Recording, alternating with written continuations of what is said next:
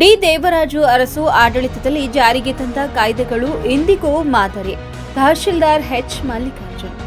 ಹಿಂದುಳಿದ ವರ್ಗಗಳ ಏಳಿಗೆಗಾಗಿ ದೇವರಾಜ ಅರಸು ಅವರು ಮುಖ್ಯಮಂತ್ರಿಗಳಾಗಿದ್ದ ಸಂದರ್ಭದಲ್ಲಿ ಜಾರಿಗೆ ತಂದ ಯೋಜನೆಗಳು ಅನುಕರಣೀಯ ಮತ್ತು ಅದನ್ನು ಪರಿಣಾಮಕಾರಿಯಾಗಿ ಜಾರಿಗೆ ತಂದ ಆಡಳಿತ ಕಾರ್ಯವೈಖರಿ ಎಂದೆಂದಿಗೂ ಪ್ರಶಂಸನೀಯ ಎಂದು ಎಚ್ ಮಲ್ಲಿಕಾರ್ಜುನ್ ಹೇಳಿದರು. ಅವರು ರಾಷ್ಟ್ರೀಯ ಹಬ್ಬಗಳ ಆಚರಣಾ ಸಮಿತಿ ವತಿಯಿಂದ ಆಯೋಜಿಸಿದ್ದ ಮಾಜಿ ಮುಖ್ಯಮಂತ್ರಿ ದೇವರಾಜ ಅರಸು 110ನೇ ವರ್ಷದ ಜಯಂತಿ ಕಾರ್ಯಕ್ರಮದ ಅಧ್ಯಕ್ಷತೆ ವಹಿಸಿ ಮಾತನಾಡಿ, ದೇವರಾಜ್ ಅರಸು ಅವರ ಆಡಳಿತ ಅವಧಿಯಲ್ಲಿ ಭೂ ಸುಧಾರಣೆ, ಜೀತ ಪದ್ಧತಿ, ಪರಿಶಿಷ್ಟ ಜಾತಿ, ಪರಿಶಿಷ್ಟ ಪಂಗಡದವರಿಗೆ ಕಾಯ್ದೆಗಳು, ಅಂಗವಿಕಲರಿಗೆ ಮಾಸಿಕ ವೇತನ, ವಿಧವಾ ವೇತನ ಸೇರಿದಂತೆ ಇನ್ನಿತರ ಜನಪರ ಕಾರ್ಯಗಳು, ಸಾಮಾಜಿಕ ಸುಧಾರಣೆ ಈಗಲೂ ಆಡಳಿತದಲ್ಲಿ ಅಳವಡಿಸಿಕೊಂಡು ಹೋಗುತ್ತಿದ್ದ ಇಡೀ ರಾಜ್ಯ ಅಭಿವೃದ್ಧಿ ಪಥದತ್ತ ಹೋಗಲು ಅಡಿಪಾಯ ಹಾಕಿಕೊಟ್ರು.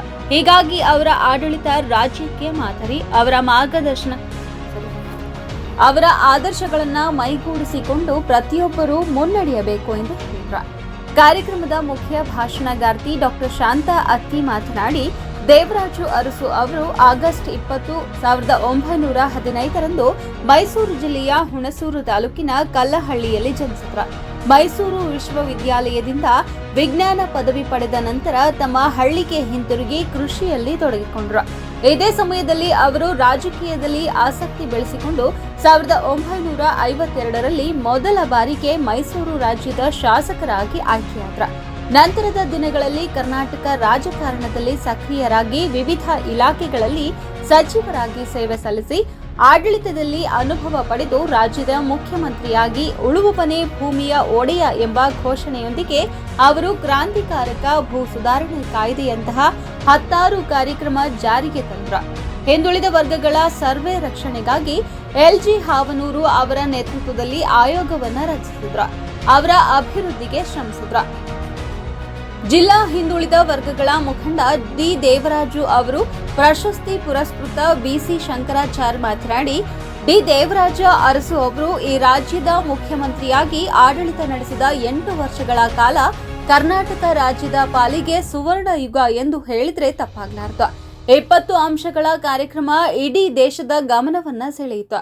ಭೂ ಸುಧಾರಣೆ ಕಾಯ್ದೆಯನ್ನ ಜಾರಿಗೆ ತಂದು ಉಳುವವನೇ ಭೂಮಿಯ ಒಡೆಯ, 60 ವರ್ಷ ತುಂಬಿದ ವಯೋವೃದ್ಧರಿಗೆ 40 ರೂಪಾಯಿ ಮಾಶಾಸನ, ಅಂಗವಿಕಲರ ಮಾಶಾಸನ, 15 ರೂಪಾಯಿಗಳ ವಿದ್ಯಾರ್ಥಿ ವೇತನ, ಬಡವರ ಹಸಿವನ್ನ ನೀಗಿಸಲು ಅಂತ್ಯೋದಯ ಯೋಜನೆ, ಸಮಾಜದಲ್ಲಿ ಇದ್ದಂತಹ ಕಂದಾಚಾರಗಳಾದ ದೇವದಾಸಿ ಪದ್ಧತಿ ನಿಷೇಧ, ವಿಧವಾ ಪುನರ್ವಿವಾಹಕ್ಕೆ ಕಾನೂನನ್ನ ತಂದು ಜನಪರವಾದಂತಹ 20 ಅಂಶಗಳ ಕಾರ್ಯಕ್ರಮವನ್ನ ಜಾರಿಗೆ ತಂದು ಅವುಗಳನ್ನು ಅನುಷ್ಠಾನ ಮಾಡಿದ್ದ ಕೀರ್ತಿ ಇಂದು ಜನಮಾನಸದಲ್ಲಿ ಉಳಿದಿದೆ ಎಂದರು.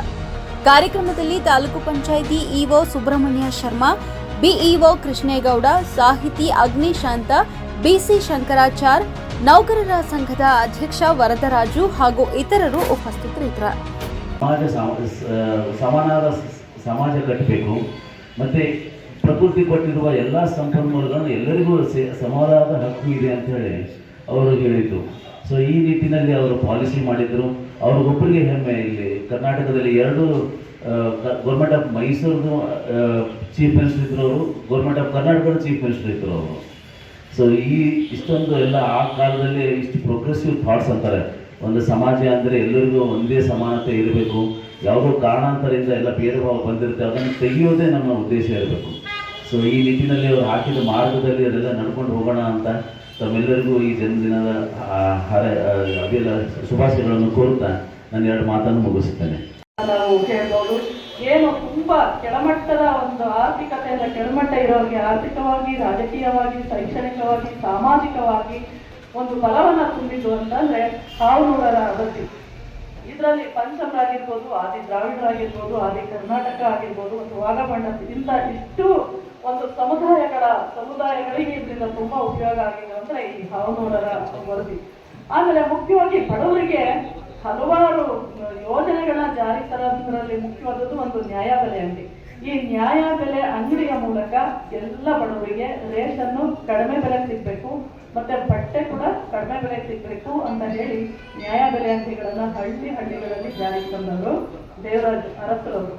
ಇವರು ಏನು ಈ ಎಲ್ಲ ಯೋಜನೆಗಳನ್ನ ತಂದಿದ್ದಾರೆ. ಈ ತರದ ಮೂಲಕ ಒಂದು ಪೌರ ಆಡಳಿತ, ಇವತ್ತೇನು ನಮ್ಮ ಪೌರ ಆಡಳಿತ ಕಾರ್ಮಿಕರು ಇದ್ದಾರೆ ಅವರಿಗೂ ಒಂದು ಒಳ್ಳೆ ಯೋಜನೆಯನ್ನ ತಂದವರು ನಮ್ಮ ದೇವರಾಜ ಅರಸು. ಗ್ರಾಮದ ನ್ಯಾಯ ಪಂಚಾಯಿತಿಯಲ್ಲಿ ಏನು ಪಾಲ್ಗೊಳ್ತಿದ್ರು ಅದೇ ಒಂದು ಮನಸ್ಥಿತಿಯನ್ನ ಇಟ್ಕೊಂಡು ಪ್ರತಿ ಹಳ್ಳಿಗಳಿಗೆ, ಗ್ರಾಮ ಪಂಚಾಯಿತಿ ಮಟ್ಟದ ಹಳ್ಳಿಗಳಿಗೆ ಇವರು ಅರಸರಾಗಿದ್ರು ಕೂಡ, ಇವರು ಮುಖ್ಯಮಂತ್ರಿ ಆಗಿದ್ರು ಕೂಡ, ಇವರು ಅಧಿಕಾರದಲ್ಲಿ ಇಲ್ಲದೆ ಇದ್ದಾಗಲೂ ಕೂಡ ಅವ್ರ ಜೊತೆ ಸಂಪರ್ಕವನ್ನ ಇಟ್ಕೊಂಡಿದ್ದು ಬಹಳ ಮುಖ್ಯವಾದದ್ದು ಮತ್ತು ವಿಶೇಷವಾದದ್ದು ಅಂತ ನಾವು ಹೇಳ್ಬೋದು.